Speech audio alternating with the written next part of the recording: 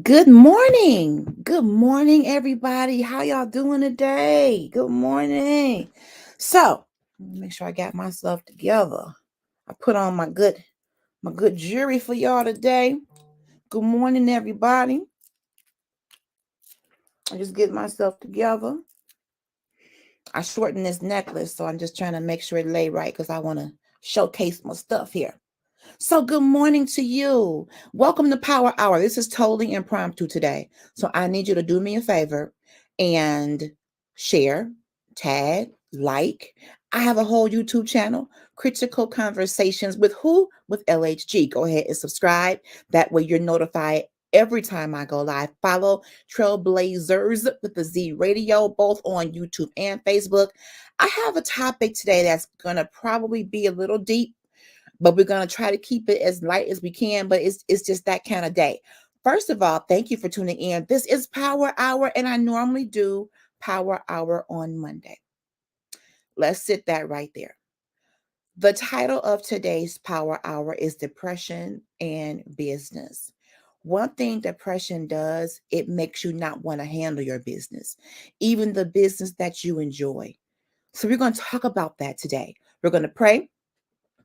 I'm going to make sure I have everything up and going on my phone so we are getting all of our comments that we're supposed to get. I hope you're on your lunchtime. First of all, are you taking a lunchtime? Let's put that out there. Stop working through your lunch. Take your lunch period.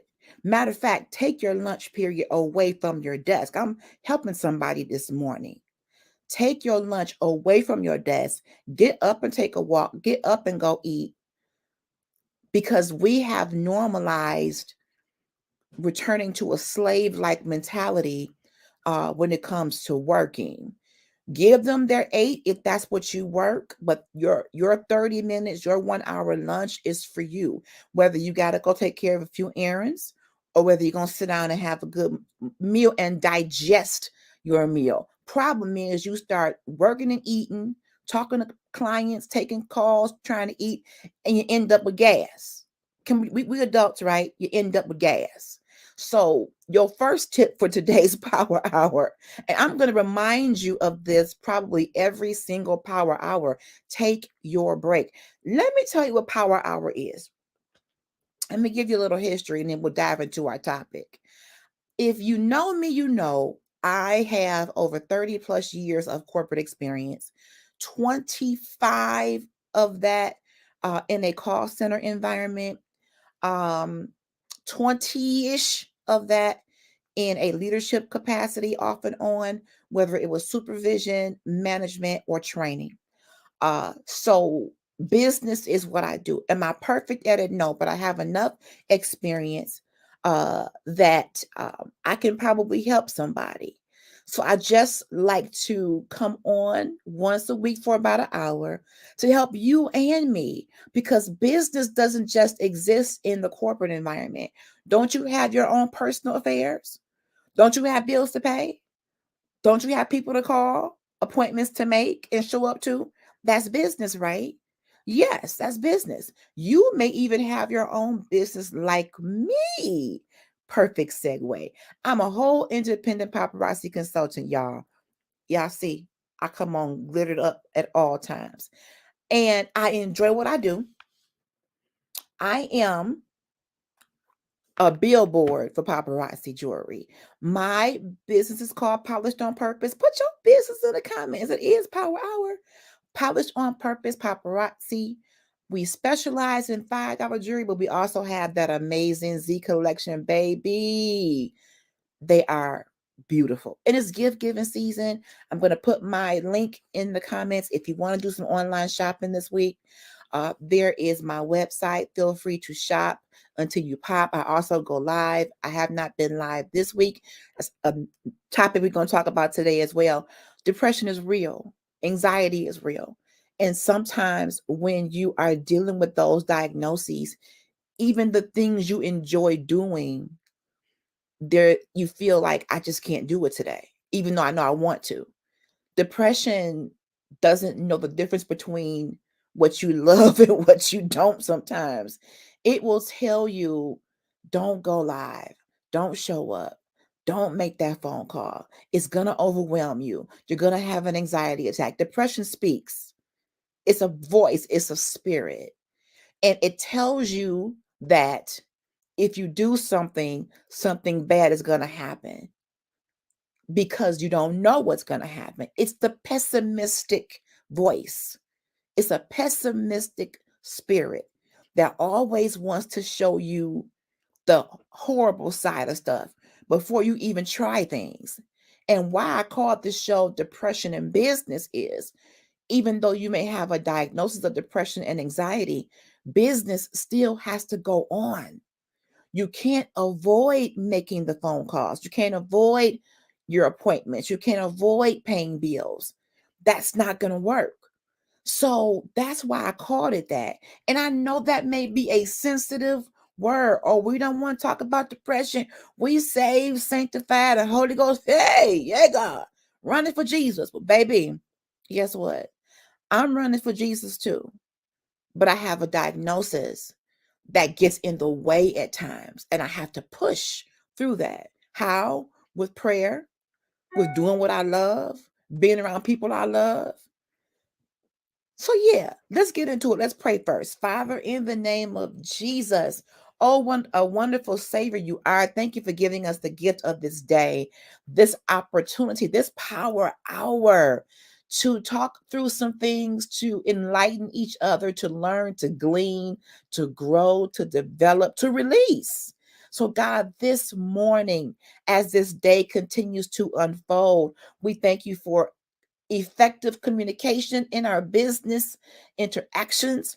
We thank you that we are eradicating fear. You have not given us the spirit of fear, but of power, of love, and the soundness of mind. We are sound and making godly decisions because you are with us, Lord God. So help us to handle our business affairs in a way where we are not triggered, where we are not angry, we are not lashing out at people, we are in good character, we are at peace, and we have joy. In Jesus' name, amen. Don't forget to like, tag, share, comment, and subscribe. Let's dive into this. So I put a post out there yesterday, I want to say, and it was concerning handling business calls. Okay. As adults, I'm going real fundamental here. As adults, we have to handle business. Whether you have children or not, we have to handle business, which means whether you have bills you have to pay, setting up doctor appointments, paying your debts to individual people, those are business transactions. You may even have your own business. I am a person that feels like I want to hone my skills on handling my personal business so that those good and godly decisions trickle over into my business decisions. I am not sure I believe a person can be excellent in business, but their personal affairs are jacked up. I just don't. And you can debate me in the comments. I just don't think that that goes together. So in aligning myself with the word of God, in aligning myself with taking care of my business, I have made it a point to get a planner. We are planners at. We didn't talk about this before. This is my Dollar General planner. It says get it done. I bring this to every power hour discussion because it is important to plan. If you don't plan, you plan to fail. If you are the kind of person who just operates off the seat of your pants, you don't put appointments in your phone, you don't make notes, you just out here just renegade style. That's going to catch up with you and something's going to fall through the cracks. Something's going to get missed. I have had situations recently in the last couple of months where I double booked myself. I had committed to a function with a sister of mine that had an event, but then a paparazzi event came up and I signed up and called my business partners and we're going, only to realize I had double booked. How did that happen? I didn't check my calendar in my phone and I didn't have it written down in my planner. So when we are conducting our business affairs, everybody, find a way, whether if you like the phone thing and you use your phone, calendar, Outlook, whatever, fine. I have to use two things. The planner makes me write stuff, and the way I retain is by writing. So if you haven't went into your planner yet and filled out the days of the month of December, you late. We are already at December what, 5th, 6th? So I will suggest you grab your planner. Hey, brother BD, thanks for being in the comments today. We got to get organized, bro, because the lack of organization fuels depression. The lack of organization is going to fuel the anxiety. When you start getting phone calls about, hey, you missed your appointment. Oh, you didn't pay your bill. You got charged a late fee. Non-organization or disorganization costs money. When you forget to pay a bill, these companies are charging you. When you forget to show up to your doctor appointment, they may choose to not see you anymore or charge you fees for not canceling in advance. So being unorganized comes with a cost, a mental cost and a financial cost. So if you have not purchased a planner, they are at Dollar Tree, Dollar General. Mine breaks it down by month and by day. So I went into my planner for the month, put the numbers in for each day, and then in the sidelines of my planner, this is my planner, y'all. In the margin of my planner over here is where I could put meal prep plans. I could put extra notes I want to put this to make stuff stand out. If I have a project due, give yourself ample time to do it. Don't wait until the deadline and you are cramming. I don't know about y'all, but in high school, middle school, I hated cramming for a test. But now that I look at my life, I even had anxiety back then because sometimes I would keep putting it off, putting it off, putting it off. Anxiety makes you put stuff off that is important. Why are you putting it off? Because you think it's insurmountable. You assume you can't handle it. But putting it off makes it grow and fester and linger. Trust me. Don't pay that bill. Don't respond to the creditor's calls and letters. It's not going to just disappear like Casper, the friendly ghost. You're going to get garnished. Then you're going to wonder, why is my check so short?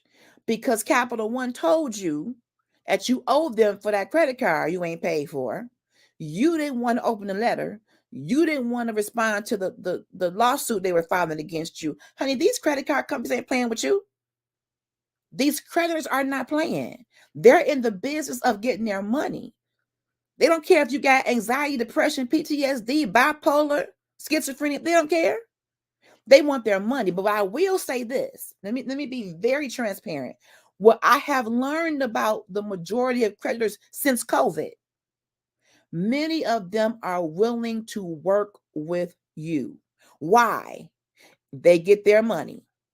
Even if they get it in a slower pace than what the contract said, they get their money and you get peace. I grew up in a home where we could not answer the phone. Don't answer the phone. Don't answer the door. Don't peek out the window because of creditors. And again, no shade. I love my parents. My stepdad is deceased. May he rest in peace. My mom is alive and well. Thank the Lord. But unfortunately, I grew up in a home where we ran from debt. We ran from credit. We ran from people who we owe. And although I was a child, I can remember the tension. Don't go to the window. Don't answer the phone. That's not the kind of life that I wanted for my daughter. That's not the kind of life I want for myself. So if you have a bill If you owe someone money, be it a company or an individual, don't avoid them. They may be willing to work with you if you just say something. Adults don't run from bills. I did that in my earlier years. I didn't open the letters, and it turned into garnishments, into lawsuits. And once your check is garnished, they can take up to a third of your money, if not more now, because this was 10, 20 years ago. The law allows creditors to hit your paycheck tough because you were given a chance to call, you were given a chance to write them, you were given a chance to tell your story. If you're not working, if you're on disability, if you've hurt yourself, call these people. One thing I learned during COVID, and thank God for the different relief programs that came into play during the pandemic. Companies were willing to forgive certain debt, reduce certain debt. Um, I never thought I would have needed the credit card assistance program. It costs you like $6 a month to cover yourself in case of sickness or loss of employment. You don't anticipate losing your job. You don't anticipate getting sick. But guess what? It happened to me. So thank God I had signed up for that $6 a month credit protection program, which did what? It paid the minimum balance for about a year, if not even more than a year, while my situation improved or not. But at least it kept my name in good standing with them. And now I'm able to keep that card for a rainy day. Let me tell you something. You don't really know the need and the necessity of planning and strategy until you hit a hard place. Sometimes many of us have to hit that hard place to understand why it's important to save, why it's important to conserve, why it's important to make smart financial decisions. Power Hour is 60 minutes of Lord, help us make godly decisions concerning our business, personal business, um, our financial affairs. That's what this is about. Hey, Simone. Good afternoon, sister. How you doing? So I do this to help me and to help us. Because this last couple of weeks, I had some things happening in my business affairs that had me so distraught. If anyone has ever had to deal with Cobra insurance and insurance after being discharged from a job, you have to be very careful with these insurance companies. And I worked in insurance, and I did make a post that all insurance is a racket. I was in my feelings. Not 100% of all insurance companies are scammers. I'll say 80%.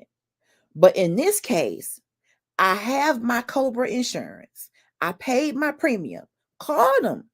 They took my money and still terminated my policy. How do you let me pay you, take my money out of my account, and then turn around and send me a letter saying you're not covered? So the anxiety in me, Simone, girl, the anxiety in me rose up 100%. I was fuming because that same week I had a dental appointment to have some work done on my mouth. I'm counting on these benefits. I'm counting on the benefits I pay for. That's why, let me back up. When you call people and you make business phone calls, are you using a notebook? Because if you are not taking notes, it is crazy, Simone. It's horrible. The service is crazy. If you are not keeping notes when you make business phone calls, you are doing yourself a disservice. You ought to be able to write down the date and time you make a phone call, the person who picked that phone up. And don't let them talk too fast. Excuse me, I didn't catch your name, ma'am or sir. Can you repeat that? And how do you spell it? And what is your employee ID number? Hey, Sinette, thank y'all for coming through. When you make business phone calls, okay, that's why you probably shouldn't do it when you're driving.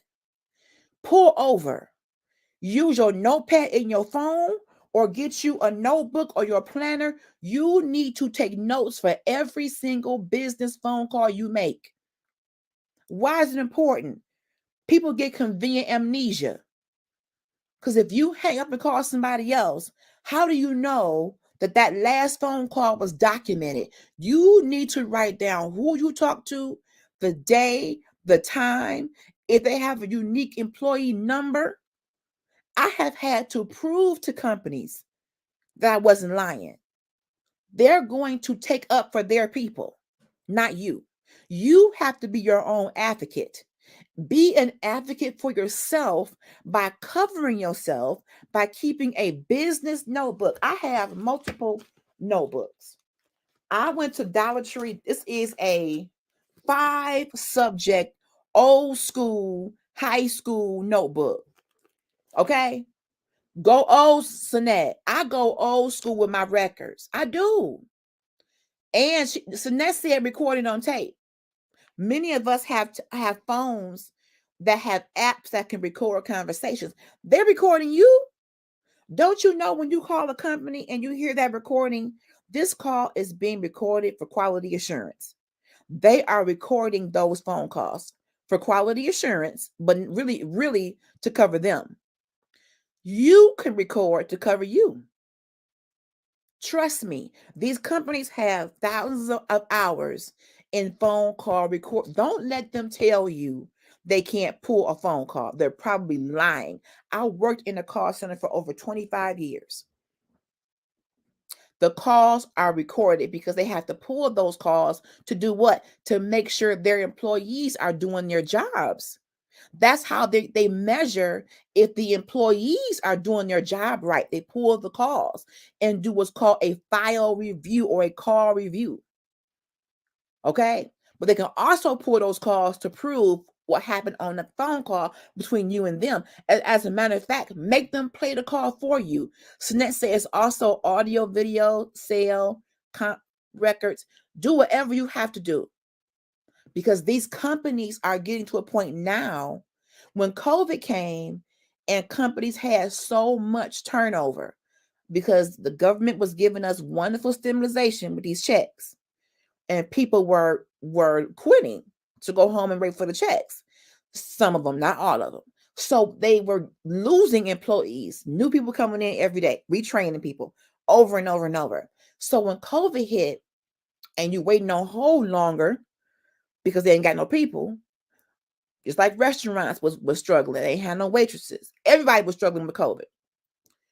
Because of the fact that they have all new employees, because the veterans have retired, COVID made companies give people early buyouts. So the ones who've been in a company 20, 30, 40 years, the majority of them have retired. Sinette says folks work from home, but they're not working. See? They are tied to a headset. But I've had people pick the phone up and hang it up in my face in that. They don't want to work. Many of them don't want to take your call. Or they got crying babies in the background, barking dogs, they're cooking fish. COVID changed everything in terms of the work game and in every industry. So when you call these companies, when you make a phone call, it could be as simple as making a doctor appointment. Have your notebook, your phone note, something. Make a note of who you're talking to. Who are you talking to on the other end of that phone? Because chances are they may or not be documenting your account with your information. I had to keep notes. I worked in that industry and we were trained. Matter of fact, I did the training.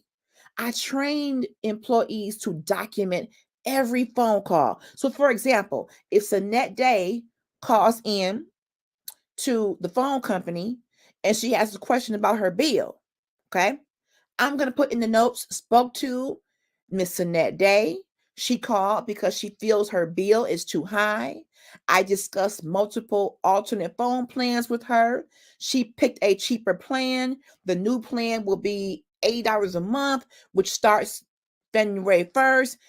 And I put my name. That's how I train people to document accounts. But not everybody does that because many people are lazy, y'all. And companies do lie and say there is no manager. There's a net. I had that happen to me last week. And sometimes it may not even be a lie, Sanette. They have started to now say, I am the manager, or there is no one to be transferred to above me. What? Are you serious? Are you telling me you're the owner of the company, ma'am or sir? They don't want to be accountable, Sanette. They don't want to transfer you. And I had a lady tell me, she says, your policy canceled and we sent you a refund. I said, well, why would you do that? My policy wasn't supposed to cancel. May I speak to a manager? Here is what her reply was, and hear me good. The manager isn't going to tell you anything different. My response, I don't care. As a consumer, I should have the right to be transferred to your superior. They can tell me the same bad news you tell me, but how dare you not give me the right to be transferred to a manager? Hello, Elder Rhonda. Good morning, my dear. Thanks for coming through. These companies are telling you there are no managers. I don't believe them, Sanette, but I do believe that they're being trained to tell you that because they don't have enough management or enough experienced management, and they know that they're messing over people. That's what it is. And I told her, I said, ma'am, in all due respect, because I ain't going to come out of character. Okay. If you are coming out of character on these phone calls, you may need some medication. Anxiety is real, y'all. No shade.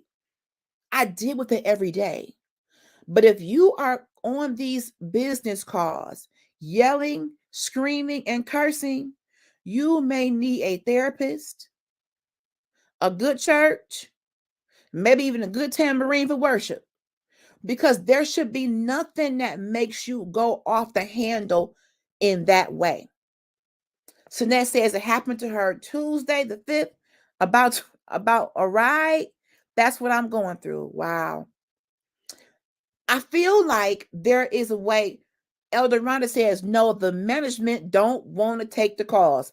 I agree with you, Elder Rhonda.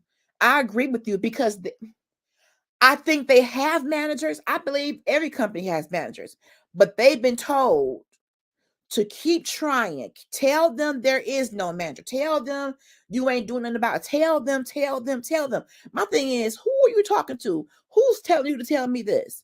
Whoever is talking to you in your ear, can you put them on the phone? I want to talk to the person who's talking to you in your ear. I hear them. And I've been a manager in a call center. There's always someone over the team. But now they don't want to take responsibility and accountability for irate customers and escalated calls. We call these escalations. Okay.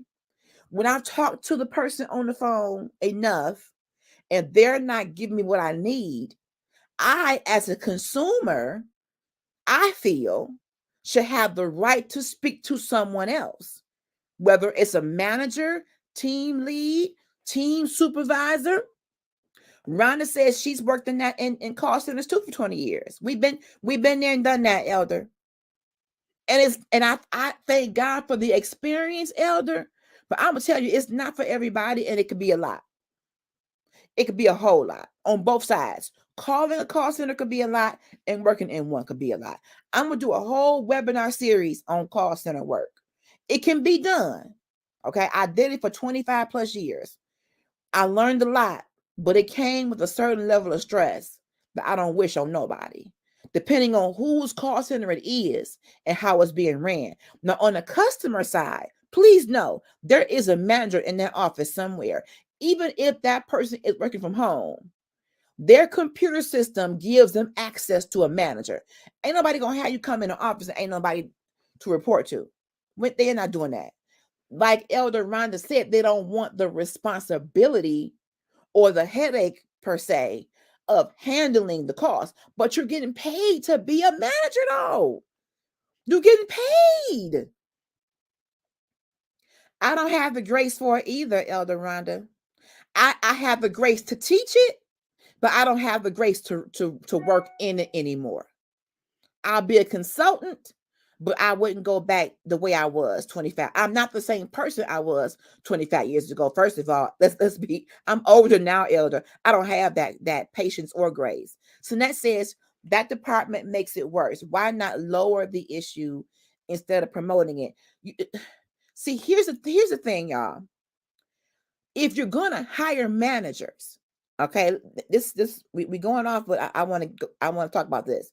If you're going to have people in a managerial function, you have to train them in how to diffuse. Nobody wants to be trained. There is an art in diffusing these escalations. You have to be respectful. You got to shut up and listen to your customer. You got to have empathy. You got to be an expert at your industry.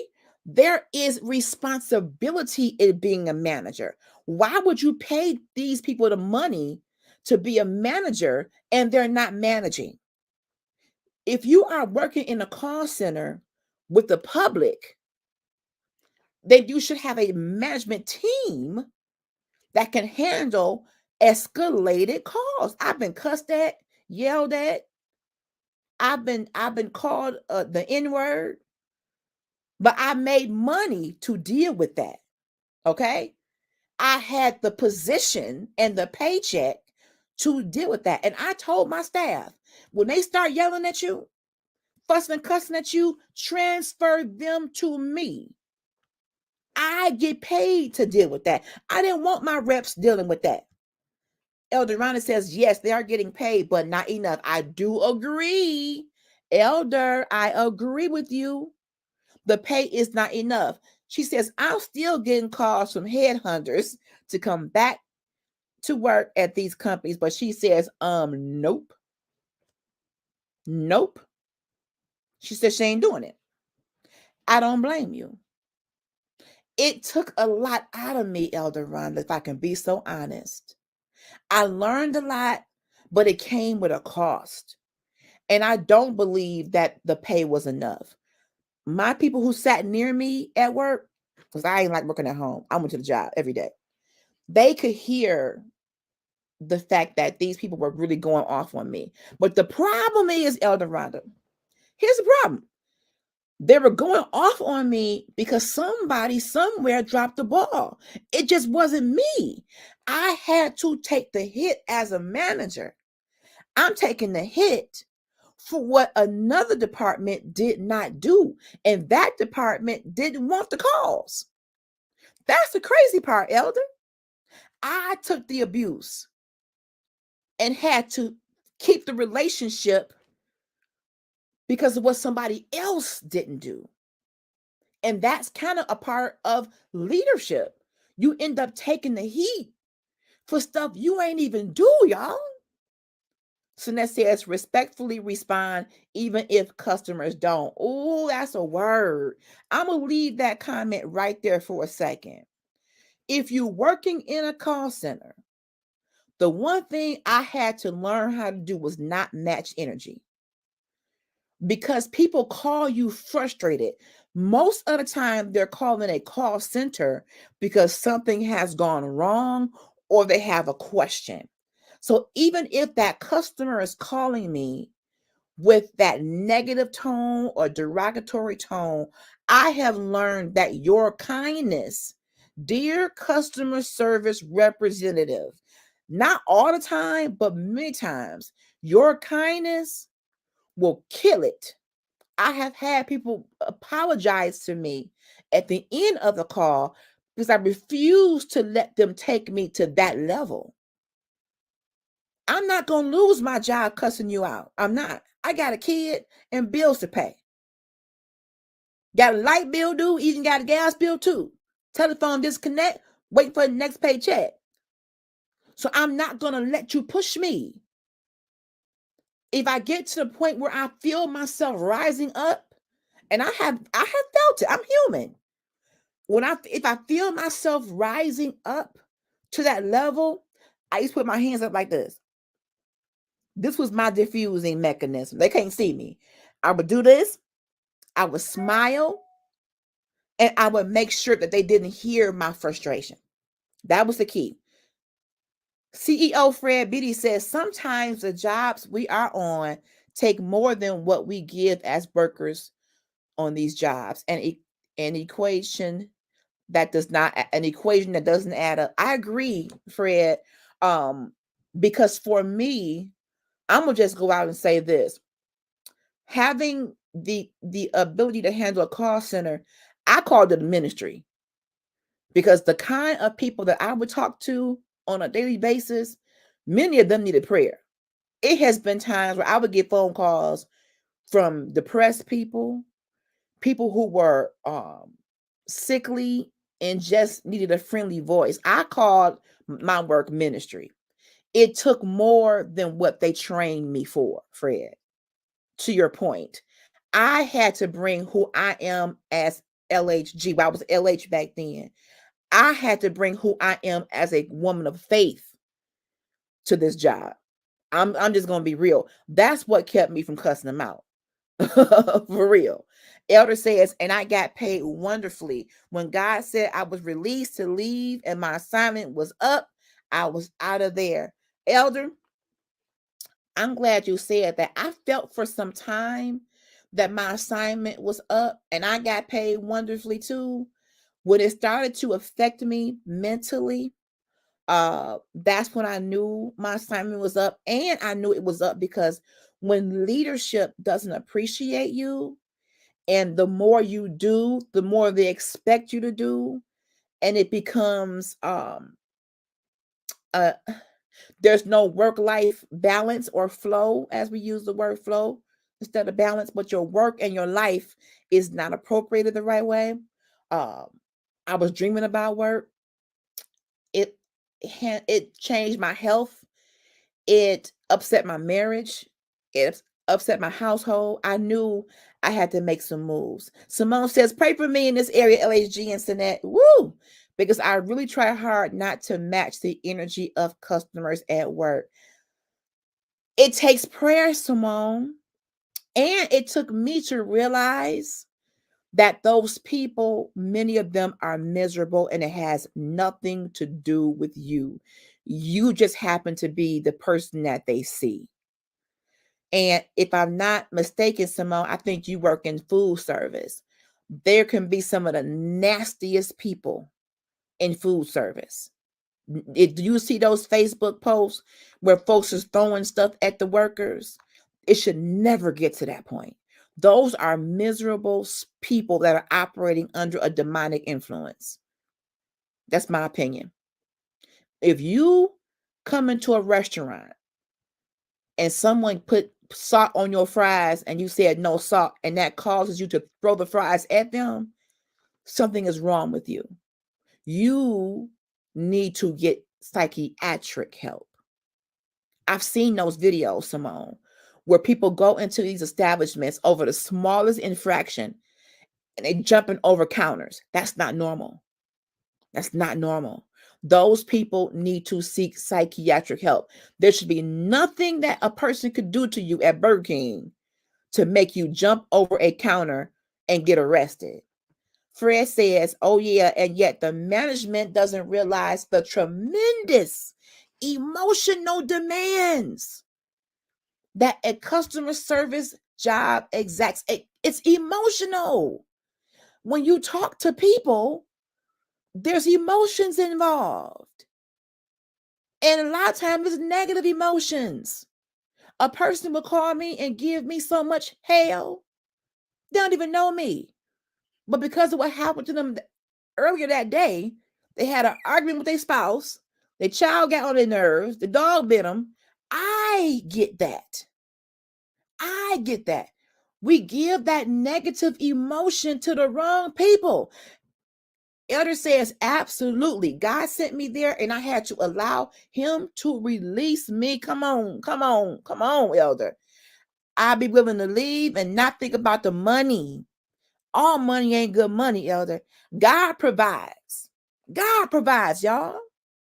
And I feel like if you stay on a job that is killing you emotionally, it's going to eventually trickle down into your physical health. Ask me how I know. It's not normal, Simone. It's not. And here's a challenge, Simone. When you get those people who are challenging you to that point where it's irate, I'm gonna go on a limb and say, go get the manager.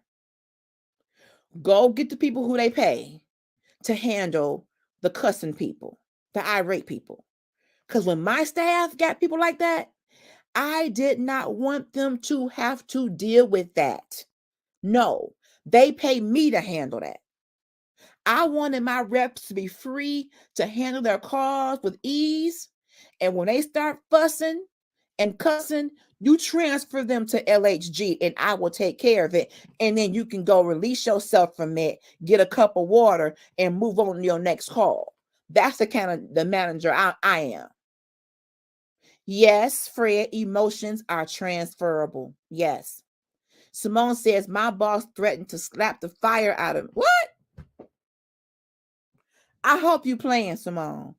Are you saying your boss threatened to slap the fire out of you? Because if you're not playing, I suggest you go file a report. I don't see a LOL at the end of that. Hi, Raj. Raj says, this is my girl. She in the comments. I started studying the importance. Me too. That's why I love you, Raj. Emotional intelligence. That helps us. See, we know what to call it back then. Back when I began working in the call center in 2000 we didn't know how to call it emotional intelligence. That's what it is. Because we have to care for our employees, the people who are taking these calls, okay? Day after day. On Monday, the busiest day, right, Raj? Yeah, emotional intelligence. Yes, sis. Let me get back to Simone for 1 second. Simone, let me tell you this. If anybody threatens to put their hands on you, you should be talking to their manager and the police. Let me just be very honest. That we don't play. There's no reason for someone to threaten you with bodily harm, ever. I'm sorry you had to endure that. That needs to be reported to the police department and to that person's manager, because that's unacceptable. There is nothing that, in my opinion, nothing should warrant someone saying that to you, Simone. So if you have not done it already, get off this podcast, make a phone call, and report it to the police. Write an incident report. Get you a piece of paper and write down point by point what happened, when it happened, who it involved. And on this day, at this time, Joshua Johnson threatened to slap the fire out of me when I was talking to my customer. Write it down. Make an incident report. Document, Simone. That, yes, HR and the EEOC, Equal Employment Opportunity Commission, I think is what it stands for. Sunette says call 911. Yes. There is nothing, hear me, Simone, nothing that should push someone to threaten you with violence. No. File a report. File a report. Please, your safety is of the utmost importance. And that's a hostile work environment. Companies make us take training. Am I right, Raj? Companies make us take training over hostile work environments to tell us that every employee deserves a safe work environment. If you are not safe in your work environment, you should not be there until they make it safe. Please, Simone, write it out in detail. I mean, times, dates, names, locations. Please. No one deserves to be treated like that. No one. No one. That can turn into a case of assault.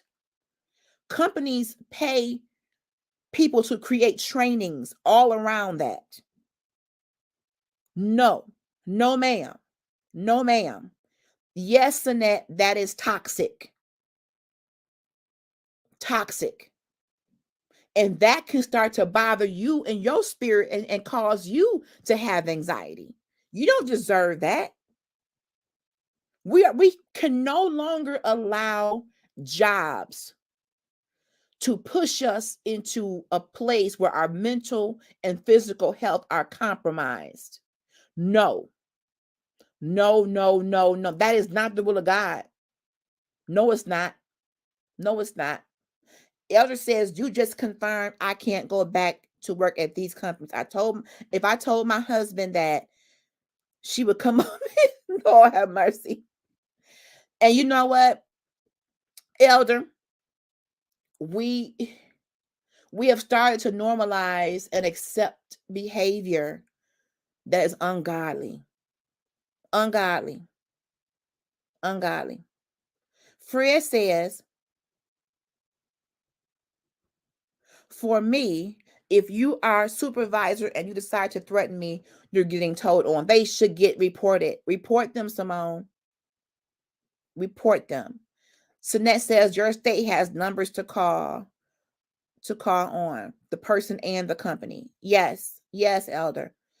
And I'm glad we had this discussion today. Power Hour is made for these kinds of discussions in business.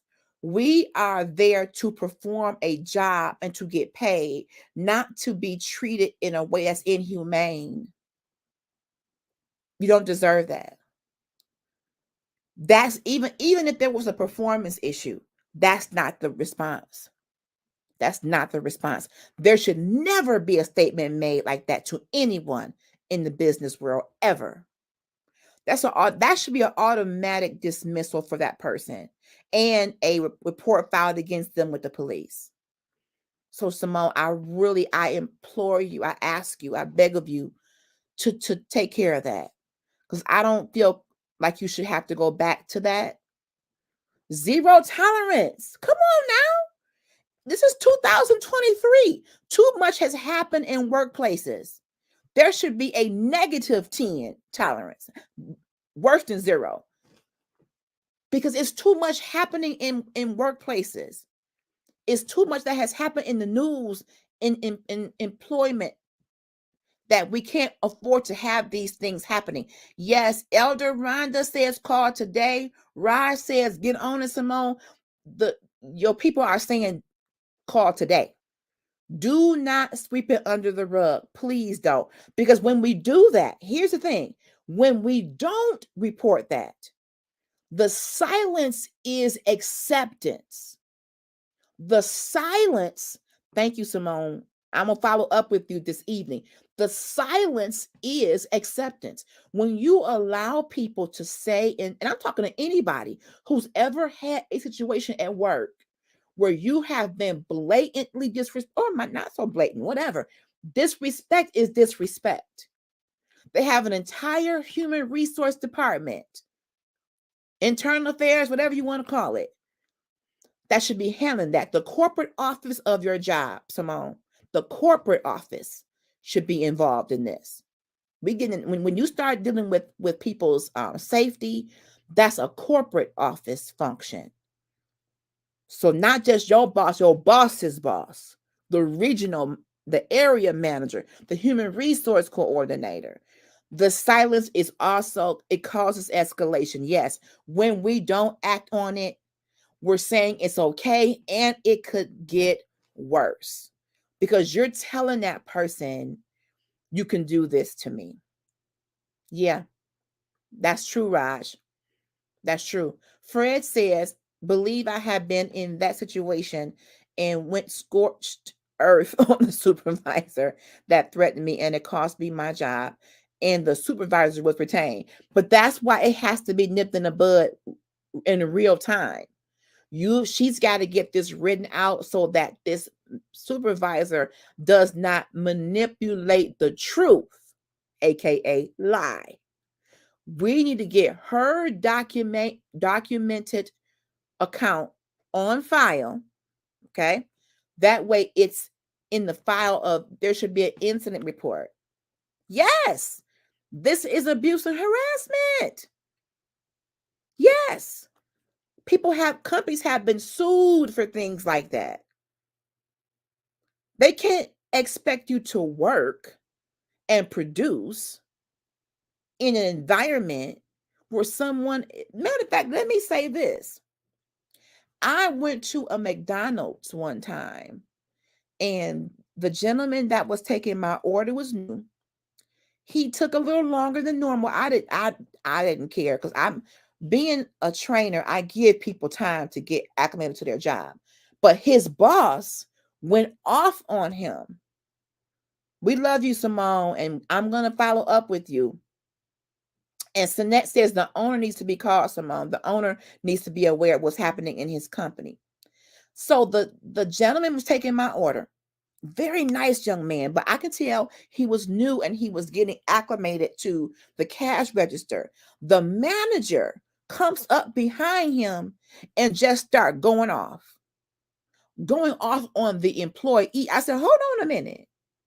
Who are you talking to? And who's your manager? You know he's a new employee. So why would you not help him if you see he's struggling? You're yelling at him in front of me. That's public humiliation. How are you helping him when you're degrading him while he's learning? I'll let her have it. And I work in customer service. Train him. Don't yell at him, or get him a peer mentor to be near him. Because I couldn't even do ringing up 2 different lines at one time. I couldn't even do it. I let that manager know, I hear you and I see you. You're not right. And I reported her. I called the owner on her. You got the wrong one in leadership. The young man is new. He's learning the cash register. He's very kind to me. He asked for me to be patient with him, and I sure did. But here comes the manager behind him, going off on him in front of customers. Unacceptable. I called the owner. Give people a chance to become acclimated to their job. Be an encouragement to them. Give them a mentor to help them. Don't throw them out to the wolves because you need people so bad. Don't set them up for failure. Fred says, I say that to let Simone know to approach situation. Yes, I agree, Fred. Fred is saying, Simone, when you contact the company's owner or the manager's manager, to approach it with calm, poise, and do it the right way. Good advice. Good advice. We're not matching energy. Write down what happened, Simone, and approach it in a poised, calm way. Yes, I agree. Raj says when he should have been helping him. That's my thing. You are their manager. You're supposed to be his advocate, his person. But you walking behind him, fussing at him, screaming at him, embarrassing him publicly. I would have walked out. He stayed. And when it got done, I thanked him. And I told him how proud I was of him and how he handled the manager.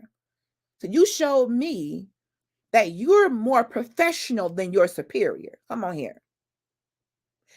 Everyone that has the title doesn't deserve it. Not every manager has people skills. People can get a position, okay? But do they really have the people skills, the emotional intelligence that Raj said? That would have said, let me go see about my person. That order is taking longer than necessary or needed. That's a better word than needed. Let me see what they need of me. Or face the music. A new person is going to take longer. Raj, we know that. In a call center, you come on the floor for the first time, second time, those phone calls are not going to be just 15 minutes. They're probably going to be 30 because you are maneuvering through scripts. You're learning the computer system. You're learning how to talk to the person, talking and typing at the same time. It's going to take longer when a person is new. It's the learning curve. Simone says the bad thing about her situation is that she literally said it. Oh, Simone. She said it in front of customers too. Simone, get off this podcast now. You have been released and go make some phone calls. Write it down. Please write it down, Simone. I am so sorry. My heart hurts. I want to call them. And I wasn't even there. To do that in front of people is doubly horrible. Doubly horrible. Hi, Courtney. Thank you for coming through today. That's my sister. So, Simone, yes, not only were you embarrassed one-on-one, but she said it in front of the customer. If I was the customer, I would have said something. Excuse me, I will ask you not to threaten to slap the girl that's waiting on my table. My heart hurts, Raj, because it's not necessary. I don't care what kind of bad day that manager had, Simone. You did not deserve that. And you a hard worker. You the one that comes in when everybody else call off, and you reward me with a threat to hurt me? No, Simone. No, take action today. Write down what happened from start to finish. And be sure to add the fact that she did it in front of customers. That is called public humiliation. Yes, Fred, even more incentive to take action. There is no reason to be talked to like that. And I think I'm going to have to resurrect my leadership podcast. I did a series about leadership. And Raj, I'm going to pull on you because you're an excellent leader too. A part of being emotionally intelligent is knowing how to talk to people. Just because you are my manager doesn't mean you own me. Come on now. This is not slavery times. I'm not cattle that you own. You are the person who I go to teach me, to help equip me to do my best work. That's what you are. You should be someone I can trust when I need help and guidance and mentoring and coaching. If I can't come to my boss for encouragement, teaching, it could even include discipline, but that, not threats. Not threats. Hey, Auntie Diane. Thank y'all for coming through here. We're not threatening people. No, that's called an abuse of power. People feel because they are the manager that they can abuse their authority. Absolutely not. The devil is a liar and a deceiver too. Communication is key. How you communicate in leadership is so important and so critical. Even if you have a person who needs guidance, even if you have a person who's making mistakes, the customer should even see that. It should be so seamless. Let's just put this out here. Let's just say a mistake was being made. Okay. The manager comes up and seamlessly helps the person take care of the table, get the customer their food, get them handled. And then later on, we'll have a teachable moment. Come on.